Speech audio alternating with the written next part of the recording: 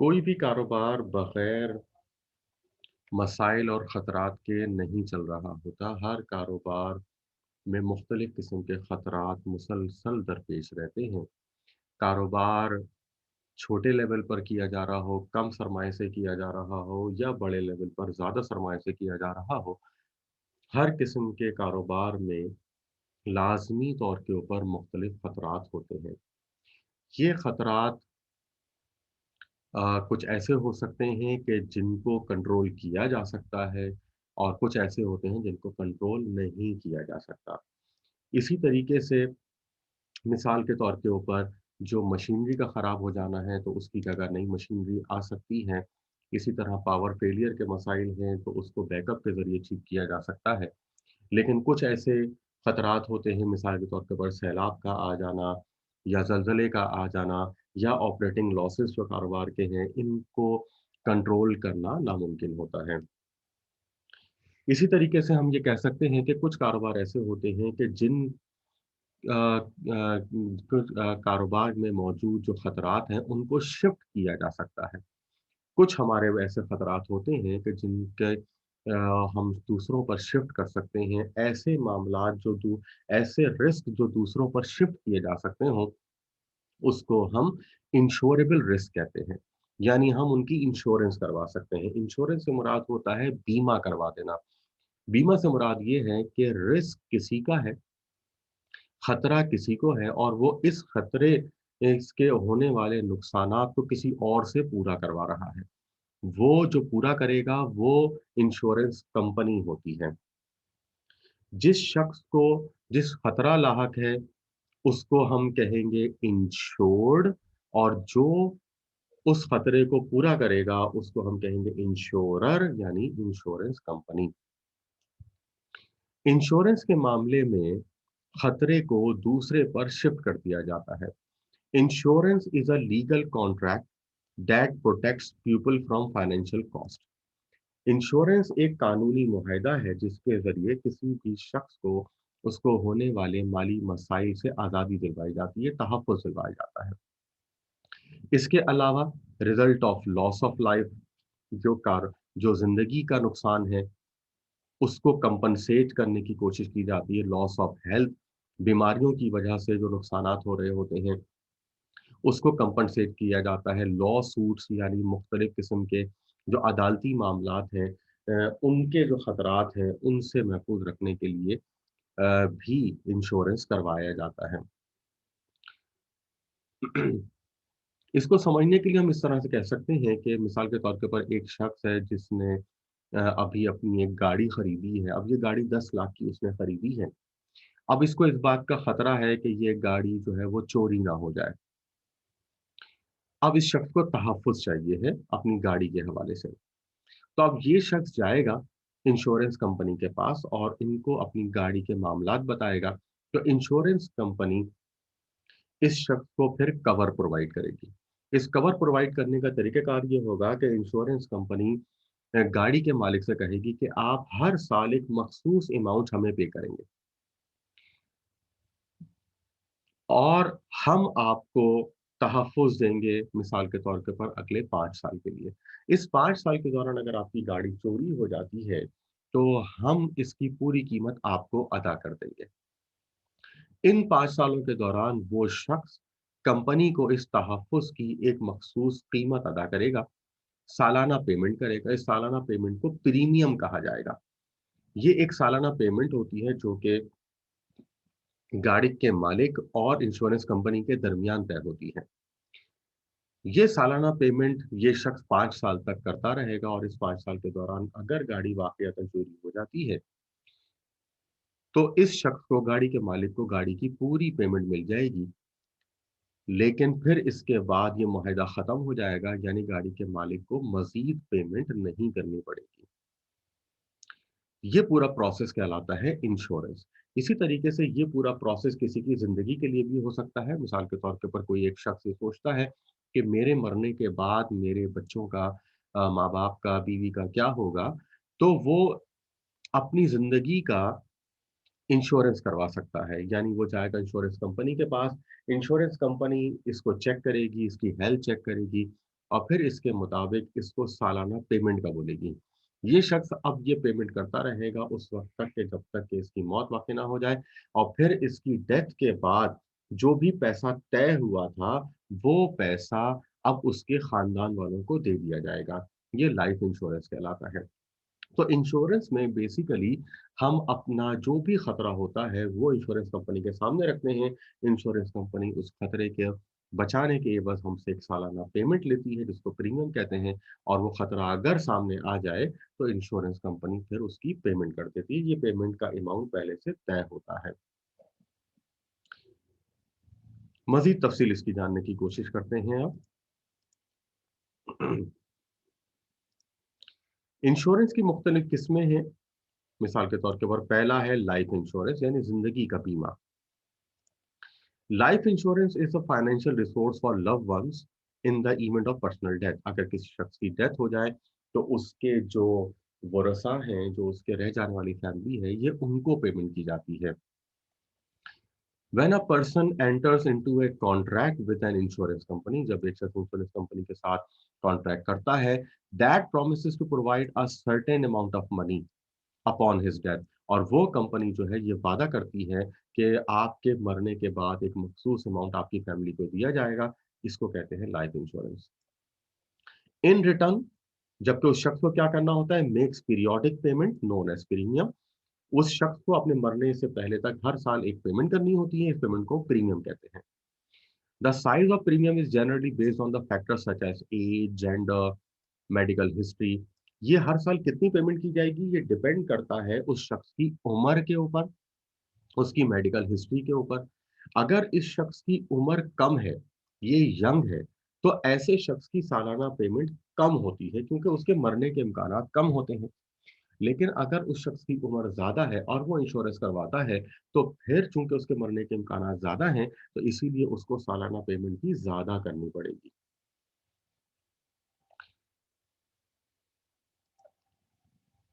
इसकी मज़ीद तफ़सील देखते हैं। एक और चीज़ है जिसको कहते हैं term insurance.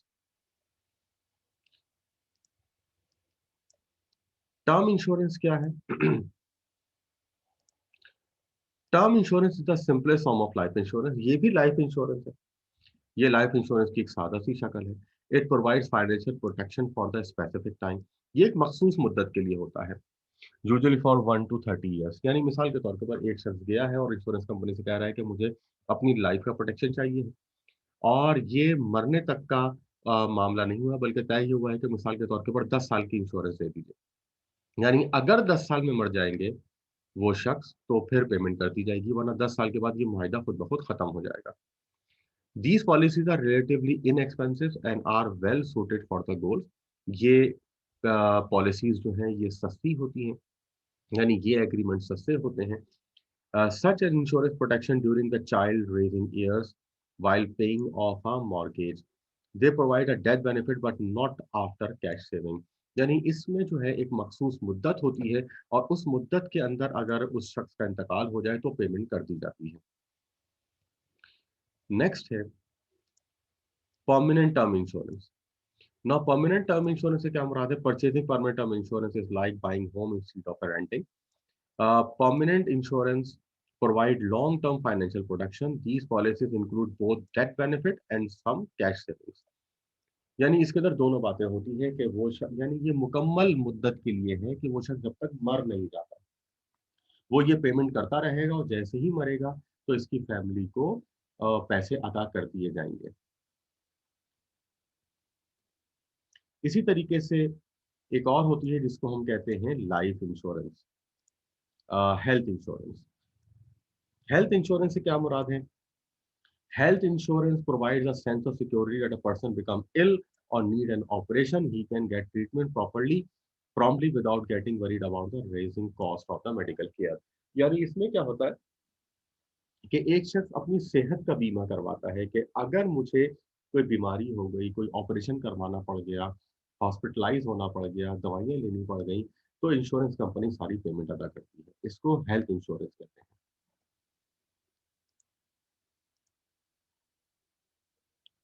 Next is business insurance. Business insurance यानी कारोबार से related. The success of business, whether it is tiny enterprise or a large corporation, it is largely independent on the hard work and ingenuity. However, no matter how industrious a person is, one disaster can wipe out all the profit. आप कितने भी मेहनती क्यों ना हो, आपका कारोबार कितने ही अच्छे से पूरा चल रहा हो, किसी भी वक्त ये कारोबार तबाह हो सकता है। कारोबार में खतरात होते हैं। The key to make sure that all the efforts and money invested in the business will not disappear if a disaster strike is called business insurance. यानी अगर हम अपने कारोबार को बचाने की खातिर इस किस्म का कोई एग्रीमेंट करते हैं खतरात से बचने के लिए, तो इसको बिजनेस इंश्योरेंस कहा जाता है।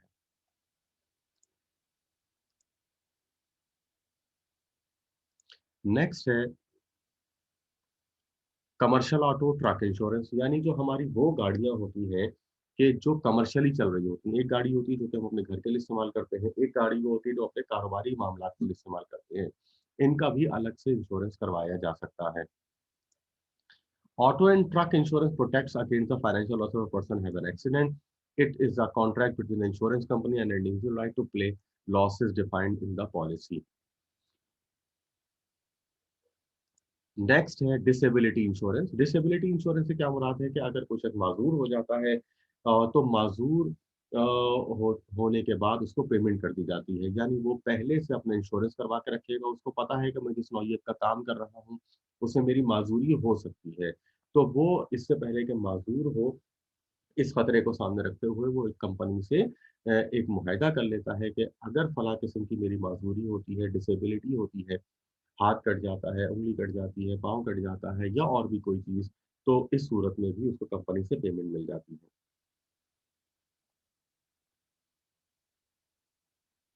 Next is long term care insurance, जिससे मुराद क्या है? It is a protection for employees और their families associated with the cost qualified long term care services. यानी जो इदारे के मालिकान हैं, वो अपने मुलाज़मीन को ये सर्विस प्रोवाइड करते हैं। यानी जो मुलाज़मीन हैं, वो खुद अपने लिए इंश्योरेंस नहीं ले रहे, बल्कि जो कंपनी का मालिक है, वो अपने मुलाज़मीन को केयर फराहम कर रहा है। यानी वो अपने मुलाज़िम से कह रहा है कि अगर आपको या आपके वालिदैन को, रिश्तेदारों को किसी भी किस्म की कोई बीमारी या कोई मसाइल होते हैं, तो कंपनी उसकी पेमेंट करेगी।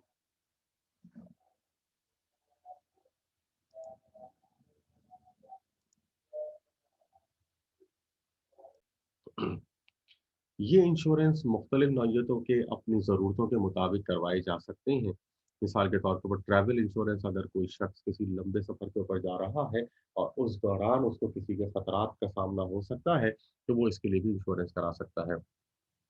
इसी तरीके से मैरीन इंश्योरेंस, यानी जो समंदर से रिलेटेड मामलात होते हैं, शिप के मामलात होते हैं, उसके भी इंश्योरेंस करवाए जा सकते हैं। स्पोर्ट्स इंश्योरेंस से मुराद होती है कि अगर कोई क्रिकेटर है, फुटबॉलर है और उसको खतरा है कि उसको चोट लग सकती है, फुटबॉलर को अपने पाँव का नुकसान हो सकता है और फिर इसके बाद वो खेलने के काबिल नहीं रहेगा, तो वो इस खतरे से बचने के लिए भी अपना इंश्योरेंस करा सकता है। तो ये मुख्तलिफ़ किस्म के खतरात हैं कि जिनको इंश्योरेंस में कन्वर्ट करके अपना रिस्क दूसरे पर शिफ्ट किया जा सकता है। नाउ फाइनली हम ये देखेंगे कि इंश्योरेंस का क्या फ़ायदा है, इंश्योरेंस क्यों करवाया जा रहा है। Insurance allow individual to share risk, ये बुनियादी मामला है। इंश्योरेंस बेसिकली इसीलिए किया जा रहा है कि अपना जो खतरा है वो दूसरे पर शिफ्ट किया जा सके।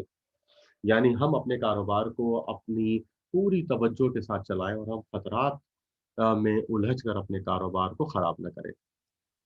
The increase availability of the credit helps people buy homes and car, इसकी वजह से लोग बआसानी अपनी गाड़ियाँ और जो घर है वो भी खरीदारी कर सकते हैं।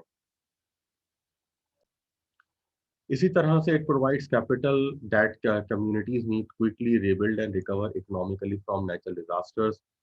अगर कोई बड़े-बड़े खतरात सामने आ जाते हैं और सैलाब आ गए हैं, अर्थक्वेक आ गया है, तो इनसे रिकवर होने के लिए भी ये इंश्योरेंस अ, बहुत ज़्यादा मदद फराहम करता है।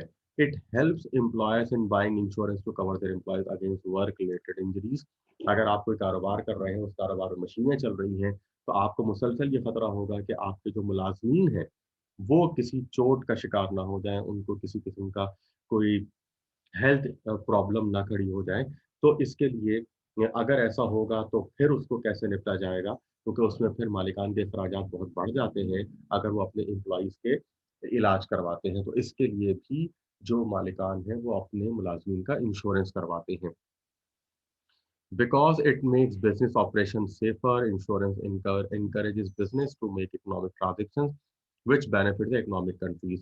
इसका फ़ायदा यकीनन क्या होता है, ये इंश्योरेंस की वजह से जो मालिकान हैं, वो खतरात से अपने आप को हटाकर पूरे दिल और दिमाग के साथ अपने कारोबार की तरफ तवज्जो रखते हैं और उनको पता होता है कि जो भी रिस्क है वो इंश्योरेंस कंपनी कवर करेगी, तो वो अपनी पूरी तवज्जो कारोबार पे रखते हैं जिससे कारोबार में बेहतरी आती है और इसका फ़ायदा फिर मुल्क को भी होता है और मुल्क में कारोबार की नौइयत जो है वो बेहतर हो जाती है।